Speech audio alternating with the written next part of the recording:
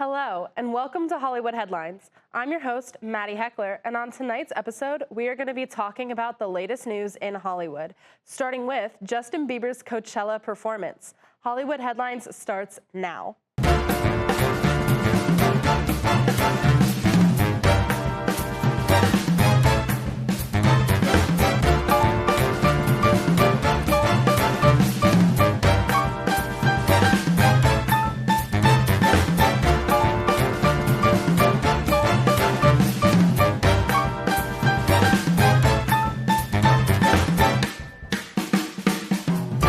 Into the show, I would like to take a moment to thank Mara Hoggy for being today's guest. Over the years, Justin Bieber has become a Coachella regular, both as an attendee and surprise performer. But this time, the only person Bieber had to show up for was himself. Leading up to his headlining set, the superstar delivered two shows at West Hollywood venues, the Roxy and the Troubadour. Both sets were filled exclusively with tracks from his 2025 album Swag, helping Bieber get back to the stage for the first time in 4 years. The desert was a different type of stage entirely, but Bieber didn't treat it as such. Instead, he managed to make a field of strangers feel like a late-night hang among close friends. The set design was minimal, featuring only a cocoon-like structure, as well as his only prop, which was a laptop. Bieber said, quote, "Tonight is such a special night, but I feel like we gotta take you guys on a bit of a journey," end quote. For the next 25 minutes, Bieber embodied a millennial iPad kid sitting at his laptop on YouTube, pulling up once viral clips such as "D's Nuts." He then played clip after clip of his greatest career-launching hits, singing along to sections of Baby, Never Say Never, and so much more. Mara, did you see Justin Bieber's set? I have seen a lot of clips of it, and it was definitely really interesting.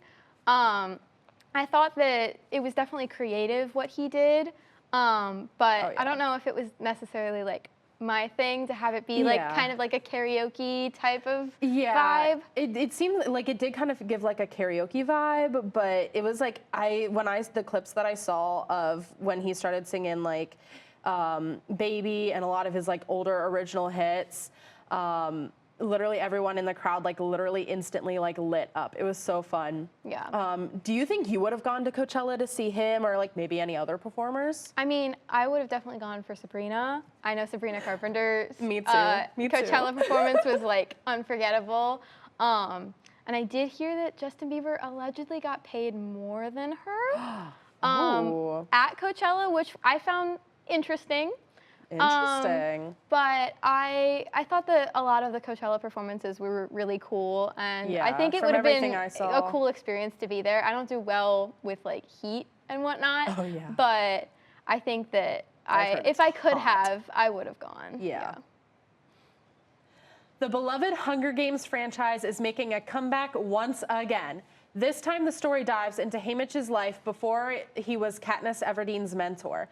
The author, Suzanne Collins, released the book Sunrise on the Reaping in March of last year. Since every book in the Hunger Games franchise has a movie adaptation, Sunrise on the Reaping is also getting a movie. The film has been in production since 2024, and the cast announcements have been slowly revealed over the past year. On April 13th, the official trailer for the upcoming film was released to the public, starring notable names like McKenna Grace, Maya Hawke, Elle Fanning, and Billy Porter. It has even been confirmed that some stars are coming back from the original film, which includes Jennifer Lawrence and Josh Hutcherson. The official release date for Sunrise on the Reaping is on November 20th of this year.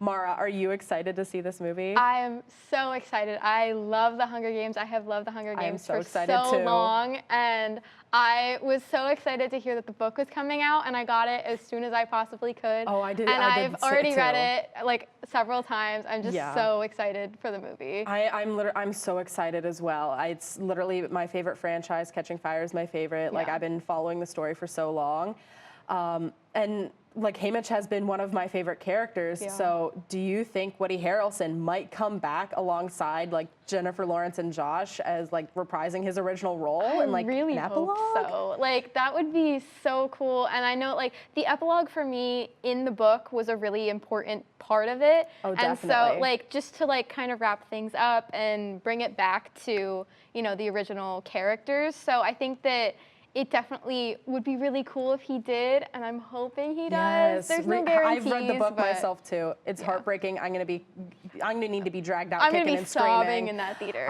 Literally knowing what happens, I'm so excited. Yes, absolutely. When we come back from the break, we will be talking about Pink being announced at the next Tony Awards. Hollywood Headlines will be right back. Grammy-winning recording artist Pink will host the 79th Annual Tony Awards, set for June 7th at Radio City Music Hall. Pink said in an official statement, quote, "It is the honor of an entire lifetime to host a night celebrating the literal hardest working people in showbiz." She continued, quote, "Broadway has shaped my life. It is a community that is supportive and inclusive and full of talent and love. These people give magic every single day, and I cannot wait to celebrate them with the entire world," end quote. Pink is the biggest and the first pop star to ever host the Tony Awards. The show will broadcast live to both coasts on CBS and stream on Paramount Plus from 8 to 11 p.m. Mara, will you be watching the Tony Awards? I don't have access to like most cable and stuff, but if I could, I would, because I do love Broadway and I love the Tony Awards. I love watching. And one of the most memorable points for me in the Tony Awards was when like the original Hamilton cast came back and they performed. Like that's so notable. So like if that would happen with like another musical, that'd be so cool. Yeah, I want to try and watch it. I might try and keep up with it.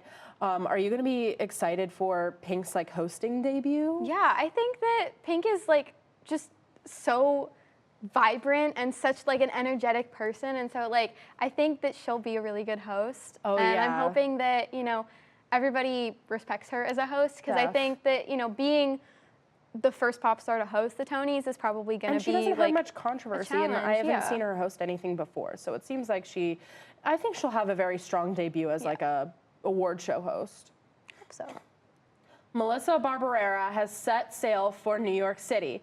The Scream Queen made her Broadway debut on April 12th with a lead role in the musical comedy Titanic. Based on the music of Celine Dion, Barbarera portrays Rose as she falls in love with Jack on the doomed ship. But things take a turn thanks to the wild narration and antics of Celine Dion, played by Marla Mendel. The musical previously appeared off-Broadway in 2022, written by Mendel, alongside Constantine Raluzzi and Ty Blue. The former portraying Jack, the show quickly gained word of mouth for its campy humor and celebration of queer culture. Mendel and Raluzzi reprised their roles from off-Broadway alongside Frankie Grande and John Riddle, with Jim Parsons, Deborah Cox, and Leighton Williams added to the cast. Williams previously won a Laurence Olivier Award for playing the iceberg in the West End version of Titanic. Barbarera was photographed at the premiere with fans excited for her comeback following her removal from Scream 7. Titanic will run for 16 weeks at the St. James Theater. Mara, what do you think about this wild premiere? I think that it sounds really interesting. I think that like Broadway is all about creativity, and so having a show that is different and unique, and like I think one that really tells a story is going to be cool. I think it sounds really interesting. I love that there's queer representation and whatnot, and I love that's so that important. It's a comedy, and I feel like everybody needs to laugh nowadays. Yeah, it's definitely like an interesting take, especially on a story that literally everybody knows. Like I haven't really met a person that doesn't know about the Titanic story, so taking that story and kind of turning it into not only a comedy but a musical at the same time, that's definitely interesting.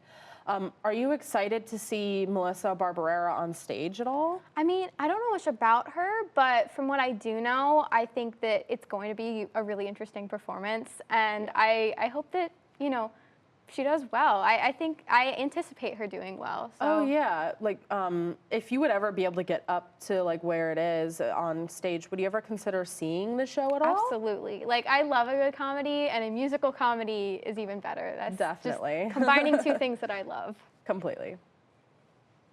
When we come back, we will be playing a game called Guess That Show. Hollywood Headlines will be right back. Welcome back. As Pink is hosting the Tony Awards this year, Mara, we're going to be testing your knowledge with this game we like to call Guess the Show. You will have 10 seconds to provide an answer to the prompt I give you. Are you ready? Ready as I'll ever be. Okay. Here's the prompt. What award ceremony did Pink most recently attend where she took home the Icon Award?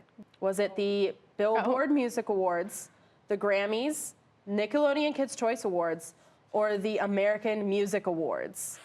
I don't think it was Nickelodeon Kids' Choice Awards, and I feel like it wasn't the Grammys. I'm gonna go with Billboard Music Awards. Okay, well, is that the answer? It was the Billboard Music Awards. Good job. She won the Icon Award in 2021 at that show. Nice. Well, that's all we have for tonight's episode. But make sure to come back next week for the latest news in Hollywood. A big thank you to Mara Hoggy for coming on today's show. I'm Maddie Heckler, and have a great week, Millersville.